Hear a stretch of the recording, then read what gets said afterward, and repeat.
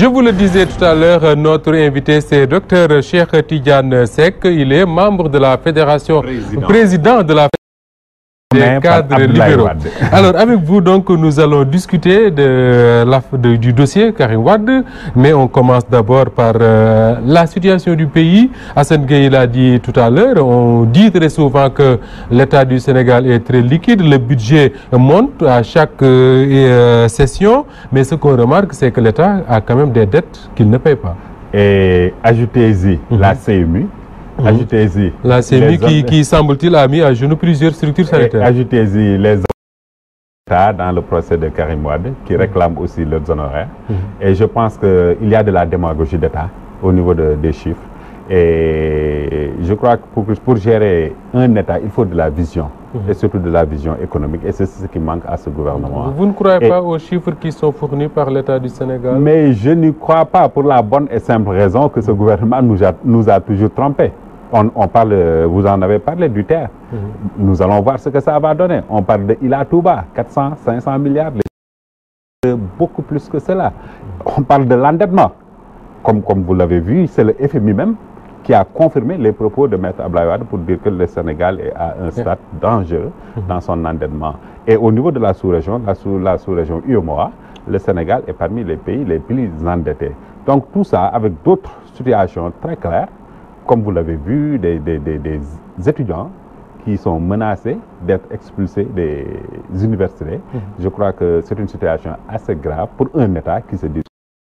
Encore une fois, je crois qu'il faut que l'État soit encore plus responsable vis-à-vis des citoyens pour véritablement dire la vérité, faire ce qu'ils disent et dire ce qu'ils font. Ce pays a besoin de clarté et arrêter cette confusion politicienne qui ne fait que travailler pour la prochaine élection, alors que nous devons travailler pour le développement socio-économique. Alors, la semaine dernière a été une semaine de deuil pour le Sénégal. Après le massacre de Bofa, c'est la disparition de Serigne Cheikh Sidi Mokhtar Mbacké.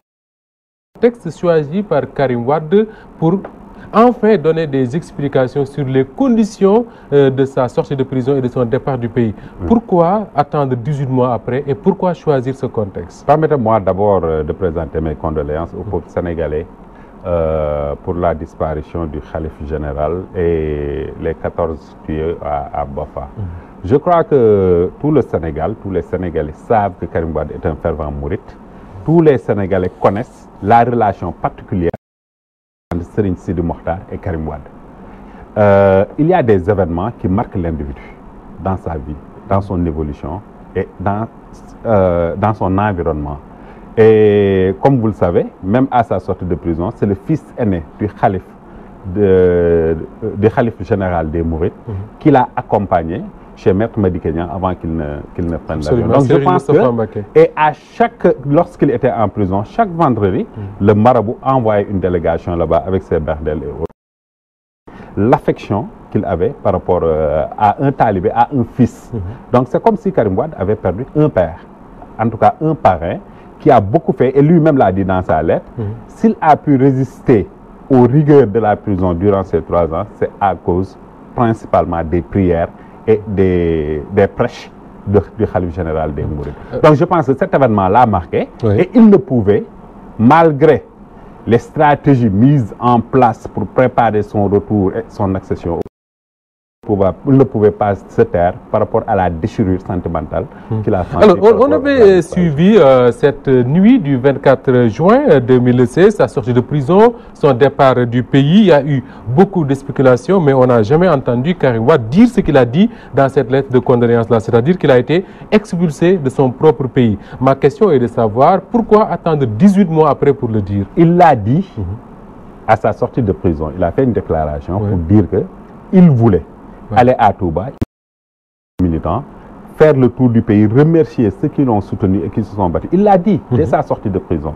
Maintenant, avec, comme je l'ai dit, les stratégies et surtout la disparition du khalife général des Mourides, qui est un père pour lui, il fallait quand même qu'il exprime la situation dans laquelle il vit, qui n'est rien d'autre qu'une déportation et qui est très regrettable pour qu'un État puisse déporter un de ses fils. Cette sortie de Karim Wade n'a pas été sans réaction et c'est le porte-parole du gouvernement, porte-parole de l'APR qui s'en est chargé. surprend lui aussi, c'est que Karim Wade a fui le pays. Comme il aurait fui la France également. Nous avons parlé de mensonges d'État.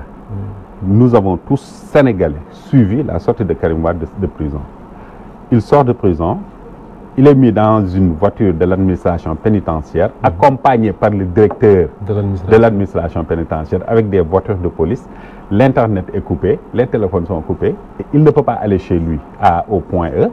Il va directement dans un avion avec... Moi, je pense que chaque année, durant la Tabaski, durant la Korité, à la fin de l'année, et durant certains événements spéciaux, le chef de l'État fait des centaines et des centaines de grâces. Nous n'avons jamais vu un gracier libre de ses actes et de ses mouvements qui ne peut même pas aller remercier son marabout, le vénéré Cheikh Sidi Mokhtar qui vient de mourir. Donc ce qui est vrai et que vous savez et que tous les Sénégalais savent, c'est que Karim Wade a été déporté et en matière de justice, dès que la rompu, il n'y a plus de justice. Et vous savez qu'il y a un fils du Sénégal qui est réclamé par la justice internationale, mais c'est le Premier ministre en personne qui a dit à l'Assemblée nationale que le Sénégal n'extradera jamais ses enfants, mais ce même Sénégal a déporté un de ses enfants. Ce que Seydou Gueye nous apprend également, c'est que, enfin, il le confirme, c'est le procureur du Qatar, c'est le Qatar, l'émir du Qatar, qui a demandé cette libération au président Macky Sall après une demande de la famille Wade et que c'est un acte humanitaire que le président Macky Sall a voulu poser. Nous sommes au Sénégal, où les marabouts jouent un rôle de régulateur social. Nous sommes le marabout. Les chefs d'État africains, vous êtes au courant que eux tous, ils ont demandé à ce que Karim Wade soit libéré. Les marabouts, pendant 3 ans, ont demandé à ce que Karim Wade soit libéré. Donc, quelle contradiction pour un président de la République qui n'écoute pas son peuple, qui n'écoute pas ses collègues chefs d'État africains pour obéir à une injection d'un État tiers. Déjà, ça, c'est un problème d'indépendance qui se pose déjà à ce niveau. Et l'autre niveau est que, exilé, déporté ou pas, ce qui est le plus important pour nous, Parti démocratique sénégalais, c'est de préparer le retour de Karim Wade, de préparer le terrain politique pour véritablement faire valoir sa candidature comme président de la République du Sénégal. Justement, et aller le projet, votre chantier, vous le dites, c'est faire valoir sa candidature à la prochaine présidentielle. Mais ce que le porte-parole du gouvernement a également dit, je reviens à lui, c'est que Karim Wade pourrait être exposé à des poursuites s'il ne paye pas sa dette. Je dis et je répète que du début à la fin de ce procès, tout est politique. Il n'y a pas un élément de justice. La preuve, Karim Wade n'est pas condamné pour corruption. Karim Wade n'est pas condamné pour détournement de fonds publics. Le ministre de la Justice d'alors, M. Sidiki, Maître Sidiki Kaba, a dit que malgré le jugement, le procureur avait demandé à ce que Karim Wade perde ses droits politiques et civiques, mais le juge n'a pas accédé à cela. Et que, dans ces conditions, Karim Wade est électeur et éligible. Ça, c'est le ministre de la Justice qui l'avait dit. Mais, devant la panique de l'État, vu la popularité grandissante, écrasante de Karim Wade, particulièrement au niveau de la jeunesse sénégalaise, le pouvoir panique et paniquera encore nous approcher des élections. Mais et c'est ce qui explique toute cette théorie sur Karim Wade. Vous savez, si véritablement le président Macky Sall croit qu'il gagnera les élections avec 60% dès le premier tour, il l'a déjà dit. Mais pourquoi ne laissons-nous pas Karim Wade, Khalifa Sall, Idrissa Seck, Gakou, n'importe qui veut se présenter aux élections, se présenter, lui, il est sûr de gagner, qu'il le fasse. L'autre problème que je veux soulever, nous en avons parlé tout de suite avec la où on parle de taux du genre parrainage pour pouvoir participer à des élections législatives. Et ici aussi au Sénégal, déjà on parle de parrainage, on parle de caution et autres. Je crois que si nous voulons sauvegarder la stabilité de ce pays, qui est notre premier élément de richesse de la stabilité de ce pays, nous devons ouvrir les vannes pour que n'importe quel citoyen sénégalais qui veuille se présenter aux élections puisse se présenter, pour que ce qui est arrivé dans d'autres pays, du Gabon, est-ce que la dette dont parle Seydou Gueye ne risque pas d'hypothéquer la candidature de Karim Wade? Je dis encore une fois que quand on parle de dette, c'est dans le cadre purement légal. Et j'ai dit que le cas Karim Wade, il n'y a rien de légal là-dedans. C'est un problème purement politique. Et un problème politique se règle politiquement. À nous, Parti démocratique sénégalais, qui en avons fait notre candidat, de prendre les mesures nécessaires pour que cette candidature soit validée. Je vous rappelle que le secrétaire général national du Parti démocratique sénégalais a tenu une conférence de presse après les élections législatives pour dire que dans les conditions actuelles, le Parti démocratique sénégalais ne participera jamais Vous êtes toujours à sur des cette élections. voie-là? Absolument. C'est pourquoi nous avons demandé à ce que l'audit du fichier électoral soit effectif avec l'appui de l'Union européenne et des États-Unis, de la communauté internationale, disons. C'est pourquoi nous avons demandé une personnalité neutre et consensuelle. Extrêmement important le mot consensuel. Ça veut dire que ce n'est pas au président de la République et de nommer Moustapha Diop. Il n'est pas consensuel et il n'est pas neutre d'ailleurs. Et nous le récusons. Et troisième point, bon Dieu, la carte d'identité nationale est un droit pour chaque citoyen sénégalais. Comment se fait-il qu'il y ait des milliers et des milliers, des millions même de cartes d'identité nationale qui ne sont pas encore distribuées? Dans ces conditions, je vous dis qu'il ne peut pas y avoir d'élection présidentielle. D'accord. Une toute dernière question, docteur Cheikh Tidiane Seck.